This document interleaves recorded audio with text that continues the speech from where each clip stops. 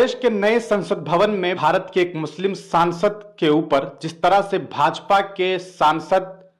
रमेश बिधूड़ी ने कमेंट किया, जिस तरह से उनको गालियां दी, उन्हें मुसलमान होने की वजह से देशद्रोही, उपद्रवी, आतंकी, मुल्ला, कटवा, भड़वा जैसे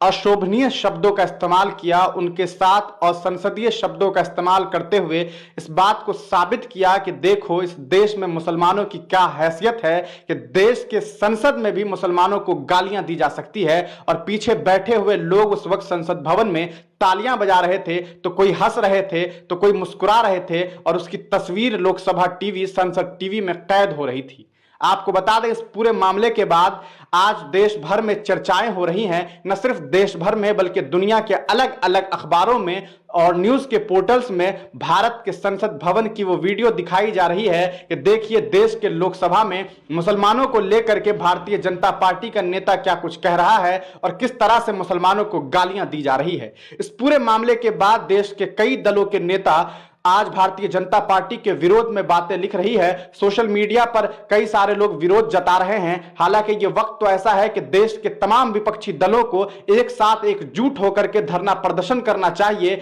और ऐसे नेताओं को जब तक संसद से ना निकाला जाए तब तक प्रदर्शन करना चाहिए। इस बीच आपको बता दें कि बिहार राजद जो राष्ट्रीय जनता दल है, उनके जो एसटी सेल के बिहार अध्यक्ष हैं अनिल कुमार साधु, जो कि साधु पासवान हैं, उन्होंने ट्वीट करके लिखा है कि काश मैं लोकसभा में होता तो बिधूड़ी के साथ पुश्ते याद रखती, ये संगी लातों के भूत होते हैं। मतलब साफ है कि साधु पासवान साहब कह रहे हैं कि काश आज मैं होता तो आज उनको उन्हीं के जबान में ऐसा सिखाता कि उनकी 7 पुश्तें याद रखती। आपको बता दें कि जिस तरह से, जिस लहजे के साथ इस रमेश बिधूड़ी ने मुस्लिम सांसद को गालियां दी, उनके साथ मुसलमान होने की वजह से उनको गालियां देते हुए उनको ये बताया कि देख लो तुम्हारी हैसियत क्या है कि तुम्हारे सदन में बैठ करके देश की सबसे बड़ी कह सकते हैं जो कॉन्स्टिट्यूशनल बिल्डिंग है उसमें बैठ करके तुम्हें हम गालियां देंगे और मेरा कुछ नहीं हो सकता है। मेरे साथ मेरे देश के प्रधान हैं और यही वजह है कि उसने बगैर कुछ सोचे समझे एक मुसलमान व्यक्ति को न सिर्फ आतंकी कहा, यहां तक कि उसे उपद्रवी कहा, उन्हें कटवा कहा, मुल्ला कहा, भड़वा कहा और यहां तक यह भी कह दिया कि संसद के बाहर इन्हें देख लेंगे।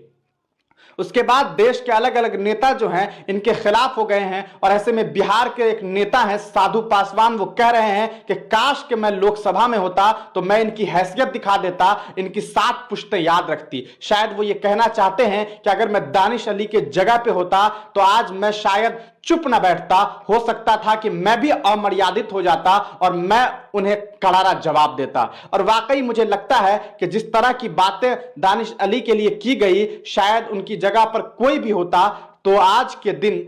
यह मामला कल का है, गुरुवार का है, तो हो सकता था कि विरोध में उनके जवाबी कार्रवाई में सामने वाला अपना आपा खो सकता था। वो तो दानिश अली थे कि वो चुप रह गए, लेकिन शायद कोई और होते, शायद